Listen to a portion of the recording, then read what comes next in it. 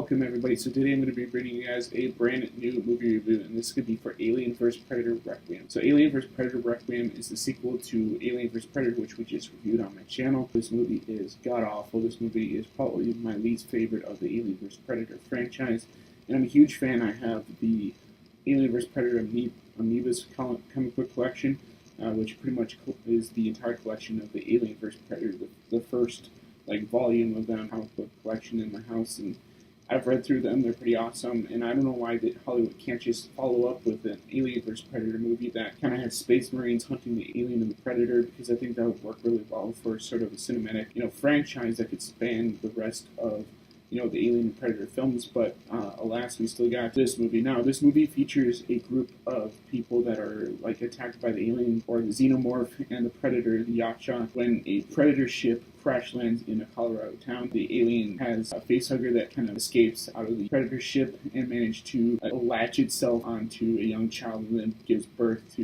an alien, or a xenomorph as they would call him. Now, this movie is bad for a number of reasons. That is the first one. I don't understand why it was necessary to have a father and child outside hunting, in the wilderness, and then they end up getting killed by a facehugger. You could have had it done where the facehugger kind of goes into town and stuff and latches onto somebody. That way, you didn't have to do it the way that you did it, but that is why we got this movie. So this movie is rated R. Now, as the first one isn't rated R, that doesn't mean that it's going to necessarily be a good movie. People were thinking that, because they finally put it into an R rating, that now it's finally going to be better. I mean, I had my hopes up before the movie was announced that it might be good just because of the R rating, but that doesn't always make or break a movie. I think that if you're going to make or break a film, that it's going to be because of whether or not the story is good. And let's be honest, guys, I was watching this movie in the theater with my dad, and we were both dismayed about this movie. This movie is dark. You cannot see anything in this film.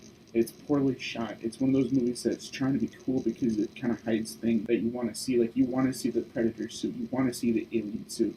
I understand a little bit of darkness for your set just to kind of conceal the alien sometimes, but you don't want your set too dark to where you can't see anything, and that's kind of what this movie is. I do like the alien design. I like the fact that, we kind of see after the events of the first movie that the predator, or the chest burster, kind of burst out of the predator, and then that causes havoc and kind of leads to the events of this movie, which was a really cool setup. They had me at the beginning, because the beginning of this movie, when you're in the predator ship, that's awesomely shot. It's dark enough, but you can still see things that are going on.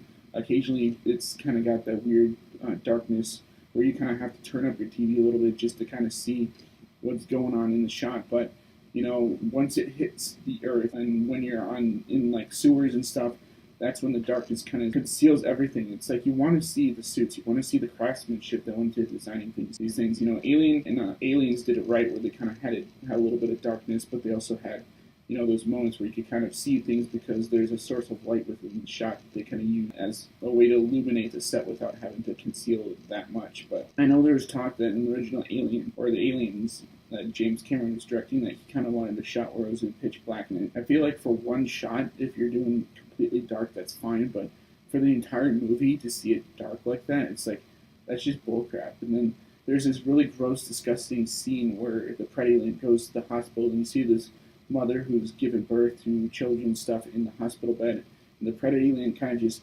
sticks its mouth and stuff inside the other human's mouth and just lays eggs and stuff. It's so unnecessary to watch in a film. It's you just want to look away whenever that scene is kind of playing out. And I've watched that movie many times, and it just kind of makes my stomach churn a little bit when I watch that. But the predator alien design itself is pretty cool because it has the dreadlocks that the classic Predator has. It has the body of the alien, and the head kind of has the oval shaped that the helmet for the predator does, and it's really cool. I like the design of that thing. It's just, it would have been nice to have been able to see what that creature was a little bit more, which they did a really good job of concealing everything in this movie instead of showing it, which I think is a very big detriment to the film itself, because I think if the movie was a little bit shot a little bit brighter, it might have actually done a little bit better. But there's this stupid scene where these kids go to this high school, and they're going there because one of the kids is trying to hook up with one of the females that's in the movie, and she's even a ditzy character that really you don't really want to be associated with. But she lures him into the high school, and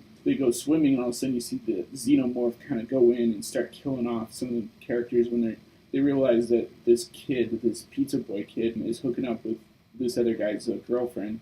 and they have a big tussle and everything about it. Eventually, the jock character gets killed off in the movie, but that's not till later, so you don't really get that satisfaction in that scene that one of the assholes bites the dust. But that happens, they run out of the building, they go back into town, and that's when the Predator, the Wolf Predator, which the Wolf Predator kind of resembles that from the Predator of Predator 2, which is sweet to kind of see that helmet design back and a little bit modernized. I really like the idea that the Predator has sort of a whip that he can use to kind of whip enemies and then tear them apart and stuff, because that's a really ingenious thing if you're fighting an alien or something like that. But this movie has some cool weapons, some cool gear and things like that they improved upon from the first movie, but they just don't allow you to see any of that cool stuff, and that's the really disappointing thing about it. Also, the fact that this story is just kind of weak, it's kind of predictable. You kind of know that towards the end they're kind of going to nuke the town and stuff.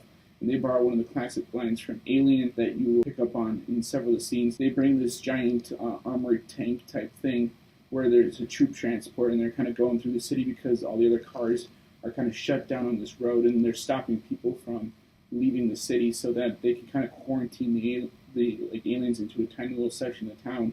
And then that's when they drop a bomb. And it's like anybody could have predicted that plot. Anybody could have guessed that right away. And I even sitting there watching the movie in the theater, I was kind of predicting that that's what was going to happen.